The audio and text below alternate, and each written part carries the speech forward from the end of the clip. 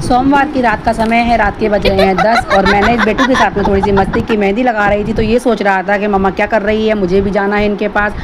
उसके साथ मस्ती करते हुए सो गए रात को और सुबह उठे। यहाँ पर मैंने की है सफाई और सुबह मंगलवार था, मंगलवार को 8 बजे तक वट सावित्री की पूजा करनी थी तो सुबह जल्दी जल्दी काम किया। इसको पिंजरे से निकाला बाहर, वेट कर रहा था कि मम्मा मुझे कब निकालेगी यहाँ से। और इसको निकालने के बाद नहा धोकर मैं हो गई हूँ रेडी। यहाँ पर पूजा की तैयारी की है मैंने, यहाँ पर आटा लगाया है, मीठे वरमूले की तैयारी की है और फिर बेसन के वरमूले बनते हैं मेरे यहाँ पर। बेसन के बनते हैं नमक के और आटे के बनते हैं मीठे वाले। इस तरह से गोल गोल बना लेते हैं इनको और फ्राई कर लेते हैं। और आटे की बनती हैं 7 पूड़ियाँ यहाँ पर। और मैं हो गई हूँ नई साड़ी पहनकर और आलता लगा के यहाँ पर बिल्कुल रेडी हो गई हूँ। मुझे पैरों में आलता बहुत पसंद है और वैसे भी सुहागिन स्त्रियों को पैरों में मेहंदी या आलता ज़रूर लगाना चाहिए। और ये देखिए मेरी मेहंदी कितनी प्यारा कलर आया है।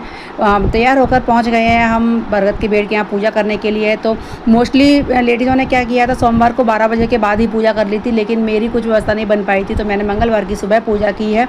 तो मेरे यहाँ पर बिल्कुल सिंपल सादा पूजा होती है। पत्ते पर 7 पूड़ियों को चढ़ाया जाता है और जो मैंने बरमूले बनाए हुए थे इनको 5 या 7 करके इस तरह से चढ़ाया जाता है और आरती की जाती है। बस इसके अलावा और कुछ नहीं किया जाता है।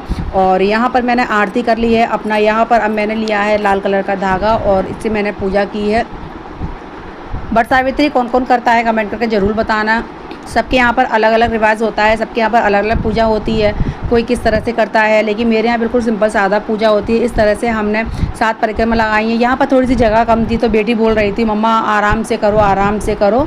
और आज कोई ज़्यादा भीड़ भाड़ नहीं थी क्योंकि पता है कि सब बहुत सी लेडीज़ों ने सोमवार को ही कर ली थी पूजा, तो आज बहुत कम थी। यहाँ पर हम बरगद के पेड़ से मिलाप करते हैं, गले मिलते हैं और मेरी पूजा यहाँ पर ख़त्म हुई। जय श्री